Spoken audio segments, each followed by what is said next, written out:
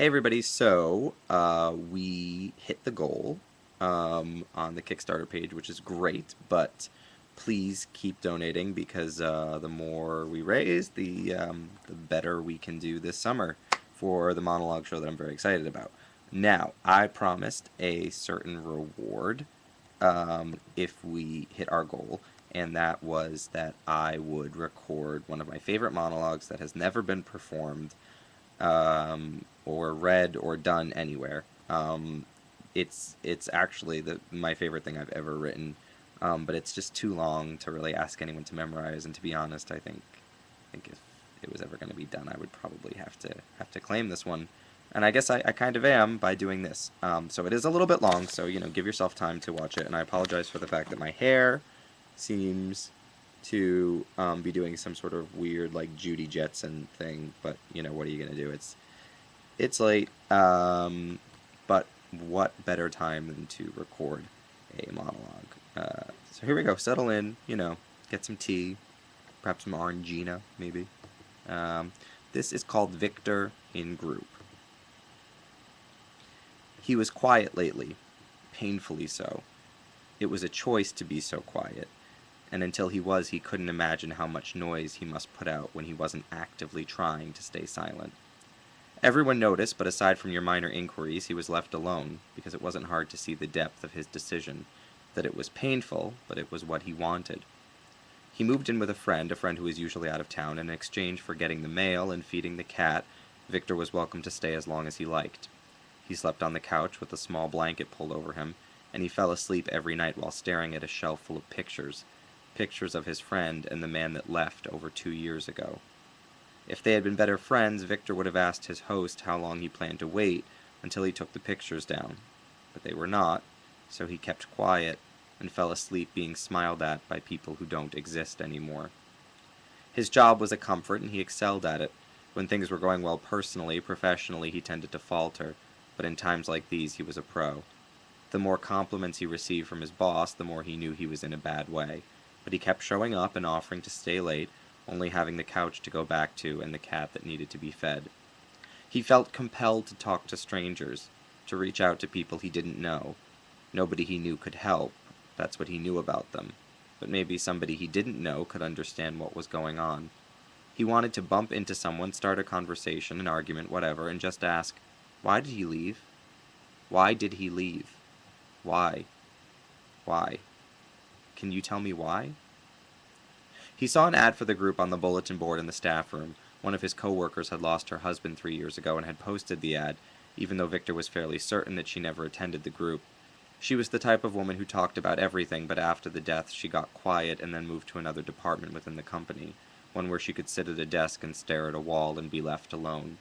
3 years later, Victor took the posting off the bulletin board and shoved it into his pocket. He didn't know if the group would still be meeting after all these years, but something about the ad made him want to pursue it. He never asked why. He felt compelled to look into a group for the bereaved. AJ wasn't dead, he just left. He was gone. But not gone like that. Still, it felt like a death. It was actually easier to think of it that way. If Victor thought of AJ as dead, and not in any malicious way, just dead, just not of this earth, then it was easier not to pick up the phone and dial his number and beg him to come back. The group met Saturday mornings in the library of a local high school. The meeting was at 9, and Victor arrived uncharacteristically early, after drinking too much coffee and over-ironing his shirt. Slowly, the members of the group filtered in and congregated around the snack table, which Victor could tell right away was a weekly tradition. They all cast glances at him over their shoulder, but not unfriendly glances, just cautious looks.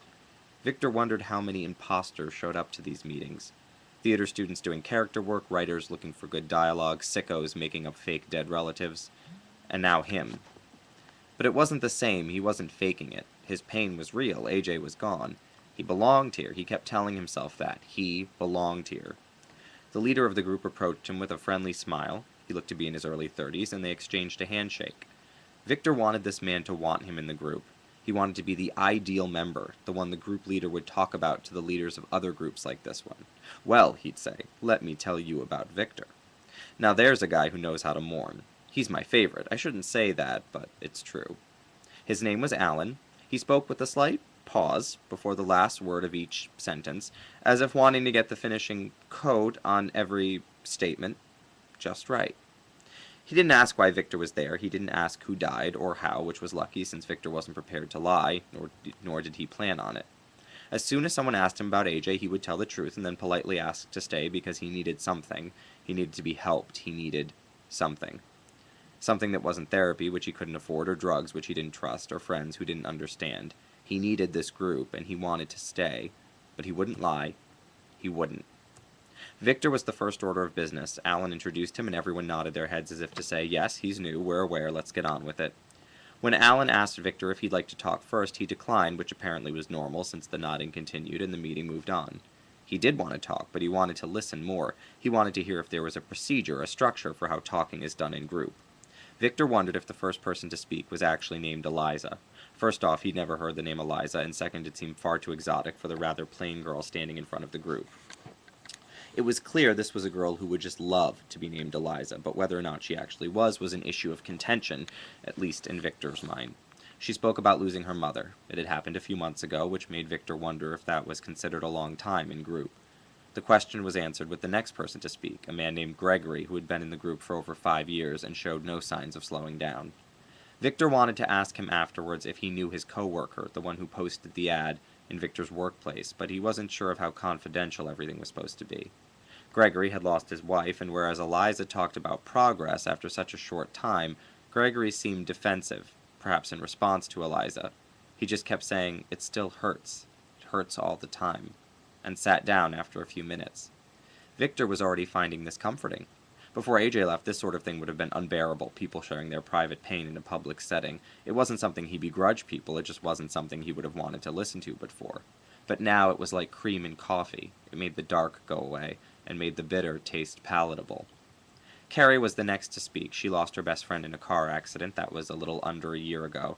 She looked down when she spoke, and her long hair kept falling in her face in such a distracting way that Victor found himself not hearing a word she was saying, and the fact that she mumbled wasn't helping matters. The last to speak was Raku. Victor kept staring at the name tag. The U sound was actually dropped. It was rock, like I rock, like rock the house, like stop it, he chastised himself. It was bad enough he drifted off during Carrie. Now he was spending the entire time playing word games with a grieving man's unusual name. Barack. Stop. Rock had lost his mother just as Eliza had, but he seemed stricken, as if he'd just come from the hospital, as if he'd just heard the news. He wept openly and pounded on his chest every other word. Still, Victor was anxious and couldn't focus on him. He wanted to speak now. He felt he had to speak. At the end of the meeting, he raised his hand and Alan called on him. He stood and began, "I met AJ about 4 years ago." It didn't occur to him to feel self-conscious about the fact that he was talking about his love for another man, but Gregory seemed a little uncomfortable and shifted in his seat. Eliza shot him a look and then looked at Victor, nodding her head, silently asking him to continue. "I loved him very much. He's gone now." He told them about the good stuff, the late-night runs to Krispy Kreme, the snowball fights, their first apartment, the one that got robbed 7 times over the course of 2 months. Why did that seem like a funny story now? Well, either way it was. The members of the group laughed, even Gregory chuckled. Maybe it was just the quantity. Twice in 2 months would be a sad story, but 7 times in 2 months was just comical. He told them about the bad times, the holes in the walls, the sour moods, the public fighting, the time in the restaurant that actually erupted into a food fight. Oh, but now that seemed funny too. Why did all these memories wait until AJ was gone to suddenly decide to become lovely rather than mortifying as they had always been? He told them about the day that AJ left, and he knew he was walking a line between the truth and a lie. It was all in the wording. As long as he didn't say die, he wasn't a liar, he wasn't fooling anyone or trying to. As long as he was careful, there was nothing wrong with what he was doing. I came home from work, and there was a message on my voicemail. The message said, "I packed my stuff after you went to work. I'm going to stay with my brother. I'm really sorry, Victor. I wish..." Yeah, I don't know. I don't know what I wish. I wish I didn't have to do this. I'm really sorry. Have a good life. Victor still had it on his phone. The first night sleeping alone, he played it while the phone was propped up on AJ's pillow next to him, because it was all he had left.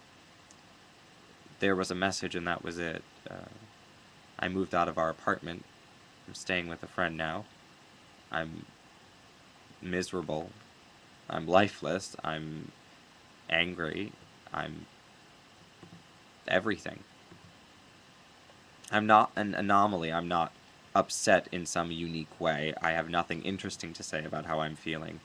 I don't have pretty words. I don't have eloquent descriptions. I'm incredibly typical. I'm the definition of typical, which just makes me feel that much more pathetic.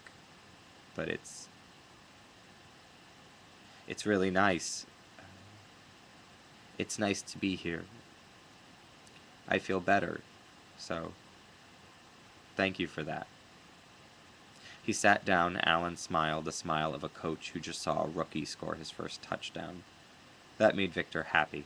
Pleased, a better word. He was pleased. It was a start. The group quickly became what Victor had hoped for, the light at the end of the tunnel, a recurring light that would appear every Friday afternoon. He would sit at home and work on what he would share the following morning, putting together just the right mix of heart-rending sentiment and progress. It wasn't phony, he just wanted to have his thoughts be as organized as possible so that he wouldn't waste the week. He didn't want to lose a second, and in addition to that, it gave him something to do on Friday nights instead of watching bad television and making awful batches of what were supposed to be cookies. He brought in his own snacks, gourmet pastries, and expensive coffee, and Gregory, who seemed to mind hearing the intimate details about a relationship between two men, was quickly won over once Victor figured out that he had a soft spot for Bavarian cream donuts. After each time he spoke, Victor would give a short burst of applause. Carrie gave him her number, something that was not against the rules, but would seem to be frowned upon, and asked if he'd like to catch a movie. The poor girl was in dire need of a friend. Victor decided that instead of a movie, he would take her to a salon and have them chop all her hair off. It would be liberating for her.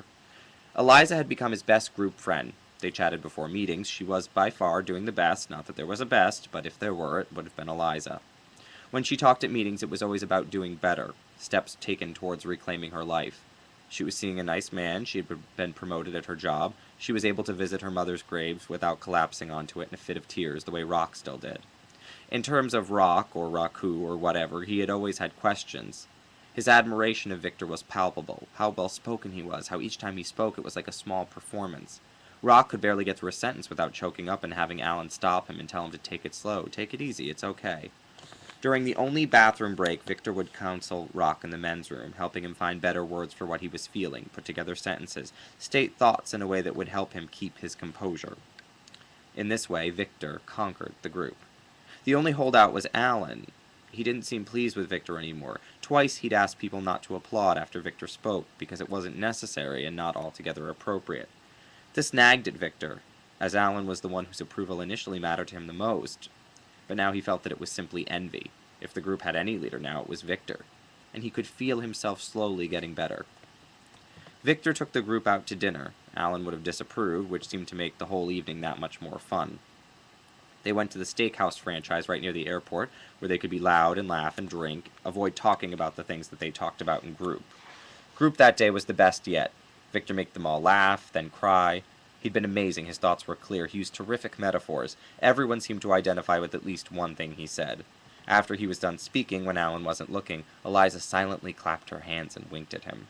He teased her about it once they got their meals, while Rock was telling a rather dull story about his next-door neighbor, something about a dog, a noisy dog.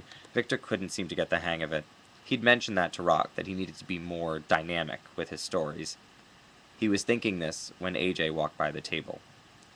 He was with a group of people nobody Victor recognized, but AJ caught a look at him as he walked by, and for a second the air froze. Then he kept walking, as if it was nothing. Victor wanted to scream. He was furious. What happened to him disappearing? What happened to him being dead? He was gone. He was supposed to be gone. Why was he here? He hadn't traveled to the middle of nowhere. This was 10 minutes from where they used to live. His brother lived 2 hours away. What was he doing here? He excused himself from the table, citing a phone call that had to be made. Once he was outside, he texted AJ, requesting that he come outside. A minute later, there he was, looking terrific. The fucking asshole. Before Victor could ask what he was doing back in town, he noticed AJ's confusion. What? Victor, who are those people? They're my friends. You're friends with a 40-year-old man, a schizo girl, some Latina chick, and the guy who waits on me at Starbucks? You go to Rock's Starbucks? Don't change the subject. Who are they? You have no right to question me about anything. You're supposed to be gone. I'm sorry, did you think I moved? That's what it sounded like in your message. I took some time off. I stayed with my brother. I'm back now. Where? I'm crashing at a friend's place. I hope it's nicer than when I'm crashing. What does that mean? Have you ever woken up to a cat's claws digging into your face? You moved in with your mother? I'm staying with Richard on his couch. I got rid of the apartment. I figured that. Good to see you're so torn up. I don't have any interest in discussing my journey with you, Victor. Journey? Did he just say journey? His journey? Was this a joke? Was there a hidden camera somewhere? If he was on a journey, what was Victor on? A death march? Fine, don't discuss it. I'm going back in to sit with the group. The group? Damn, he let it slip. Yes, the group. They're a group. Yes. Are you in therapy? Are you in group therapy? Would that be bad? No, it would be... No. But the rule about lying, he couldn't lie. Not even to AJ. They're not a therapy group. Exactly. So what are they? A bereavement group. Did somebody die? Yes. Who? You. AJ gave him the look he gave during the food fight when Victor picked up a lobster off someone else's plate and hummed it at his head. It was the look you have when someone has crossed the line from anger and frustration into downright insanity. You told those people I was dead? No, I didn't. I said you were gone. But they think I don't know what they think. Of course you do. I think they're helping me. That's all that matters. You're lying to them. I'm not lying. He hadn't meant to shout, but that was his sore spot, and AJ knew it. He didn't like being called a liar. Everything was fair game except for that. Fine, you're misleading them. I needed to talk to someone. Is this where you meet? At a steakhouse? What is this, the Crying Cowboy Gang? It's just, we're just hanging out, you know, socially. And that's allowed? No, but our leader isn't here. It's just a fun thing to do. You're having fun with a bunch of grieving people? I was trying to until you showed up. You've lost your mind. Yes, I have. Coming home and finding your boyfriend's side of the closet cleaned out can do that to a person. I hope you didn't assume I was just going to get your message and make myself dinner. What were you thinking? What the fuck were you thinking doing that to me? I didn't know what else to do. I knew if you were there when I tried to leave, you wouldn't let me. You would have cried. You would have begged. You would have... I don't know what. So I couldn't do it while you were there. That was all I knew. I knew I had to get out. That was what I had to do. Victor felt the first tear go down, and he wiped it off aggressively. He was not going to do this. He didn't mind crying, but not until he said what he had to say. I did what I had to do, too. I had to pretend you were dead. That's what I had to do. That's nuts. You think? You think I don't know that? Let me tell you something. When you start swerving your car into the oncoming traffic lane on purpose, then you believe whatever you need to believe to keep the wheel straight. I needed you dead, so you were dead. It was hard, but it was manageable. You alive and out there somewhere, knowing I was in pain, knowing I still loved you, knowing everything you knew, and still choosing to stay away, that was not manageable. So you had to go. And once you were gone, I still had trouble, so I joined a group. And now I'm getting better. Granted, this isn't really helping my progress any, but next week I'll work through it. What are you gonna do, Victor? Tell them the ghost of me showed up and told you that you're crazy? First you break my heart, then you mock how I mended. You are an unforgivable bastard. Victor started to walk back into the restaurant, but he was conscious of AJ not moving. He felt like his legs were going to buckle. He stopped at the door. You know, Victor, when I left, I knew exactly how you were going to handle it. I mean, I didn't imagine this, but I knew what you would think. You would think that you won. Victor turned around and stared at him. He couldn't believe what he just heard. You won because I was the asshole. I left, I took off, I decided not to fight anymore, so you won. I surrendered. You would have hung in there till the end, but in the meantime, life would have been horrible for both of us. You always win because you keep all the bad stuff about you locked away in your head. I may be an asshole on paper, but a relationship is not something you can put on paper. You can't just jot down all the things that happened and say, here, this is what this was. This was our relationship. It's not just actions, it's feelings. It's not a contest, and if it was, we both lost, not just me. He walked over to the window where Victor could see the group sitting, talking amongst themselves. They weren't any good with each other. They needed him to unite them. AJ pointed at them through the window. You may be a star to those people, but if they knew what went on inside your head... I know.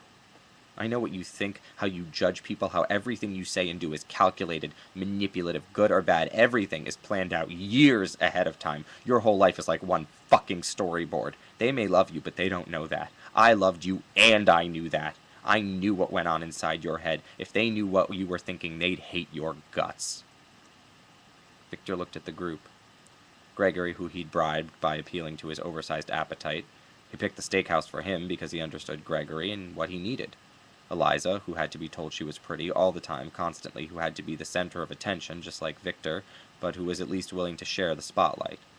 Carrie, who wanted companionship, who probably wished he wasn't gay so she could date. She'd had a crush on her friend, the one that died, and what probably hurt her more than his death was the fact that she could never say she lost a boyfriend, just a friend. Then there was Rock. His mother took care of him. She coaxed him, nagged him, kept him on track. What he missed wasn't just her, it was the support. And as long as it came from someone, he felt himself getting better. He didn't cry as much. Today at group, he smiled 4 times, a record. And he heard those words again. If they knew what that you were thinking, they'd hate your guts. He looked at AJ. Are you just going to show them what I'm thinking, or are you going to show them what I remember, too? If you show them what I'm thinking, they will hate me, that's true. But if you show them what I remember, what I know, my memories, how I got here to this, they'd still hate me. But at least they'd understand. But you can't. You can't show them that. But don't be too upset, AJ. Neither can I. Couldn't show you either. Maybe that's where it all went wrong.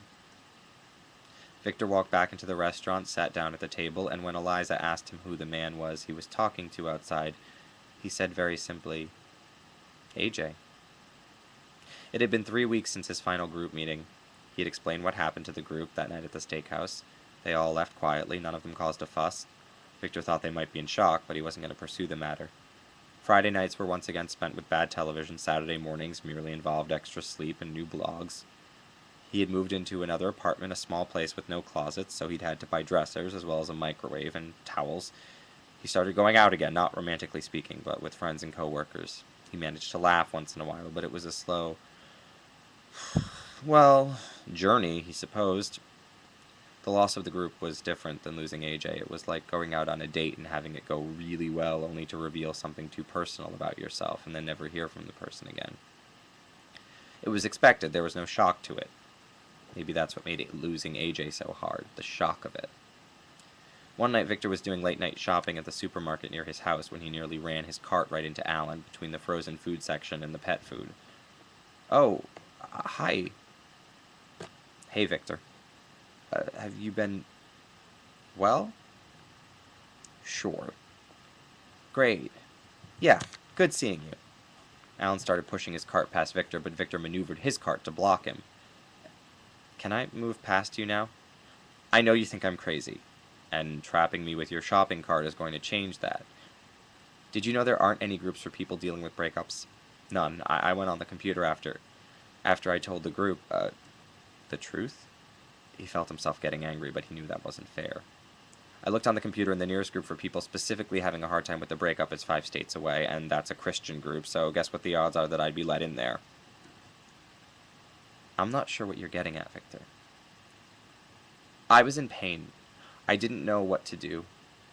I know you think I'm a bad person, and lately I've realized that I probably am, but I'm not crazy. I think I've been in pain for a long time, long before AJ even, and when you're in pain, you do whatever you have to do to make it better. That's not an excuse, or maybe it is, but I don't think it's a crazy one. I needed people who understood how I felt, and I felt like I lost someone, and then I found the group, so that's where I went. I'm sorry I did what I did, but I thought you should at least know why. Alan moved his shopping cart back a few inches and surveyed Victor's face. He started 2 sentences before settling on a question. Are you still in pain? Yes. Think it'll ever go away? Yes. Are you in danger of... No, not right now. That's a start. Alan looked into Victor's cart.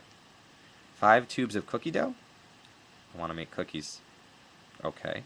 And not, destroy them. I'd like to achieve something. I'd like to do something successfully that I've only failed at up to this point. You've settled on cookies. Cookies now, people after. Maybe one day myself. Alan smiled. He looked proud again, like he'd seen a touchdown from a player with an injury, one he'd dismissed as not being able to play. Victor, do you know why I was in group? I assume it was what you were assigned? You think I could have been leading a stamp collector's meeting? Yeah, I guess not. I lost my brother Victor. Very slowly. He had...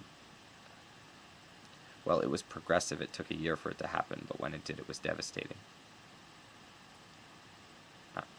If you're saying loss is loss, I guess I'd have to say you're right. I've been leading the group for 7 years, and I've heard about all kinds of loss. When I started, I thought my story was the worst. I made a contest out of it in my head, and every week since then I've lost that contest. But now I also know that it's not. It's not a contest. Hurting is hurting, pain is pain. When you lose somebody, when you really lose them, it is what it is. There's nothing comparative about it. The flip side of that is that the same advice can be applied to just about everybody. Victor said, "That's advice?" Alan laughed. He put his hand on Victor's arm and looked him in the eyes. A few weeks ago, Victor would have turned away from the focus of genuine attention paid to somebody weak who needs to find strength. But now he stood in it in the full glare of it and listened. "Victor, my advice is you can spend all your time thinking of who's gone, or you can think about who's here. Sometimes that's not always possible, but when it is, you should try. That's my advice." He patted Victor's arm. "And good seeing you." Victor remembered something his mother once told him, that nobody ever gives an asshole advice. His mother had a nice way with words. What she meant was if you're worth someone telling you something that they think will help you, you should listen and know that you can't be all bad. "Hey, Victor." He turned around and saw Alan reaching for a tube of cookie dough. Maybe you came to the right place after all. So that's Victor in group. In honor of Victor, I'll little clap. Thank you all who've donated so far. I hope you keep donating, and tell your friends. And I will see you at the 24-hour monologue show in March. And on February 22nd, I will be up even later than I am now to get cracking on 100 monologues. See you then.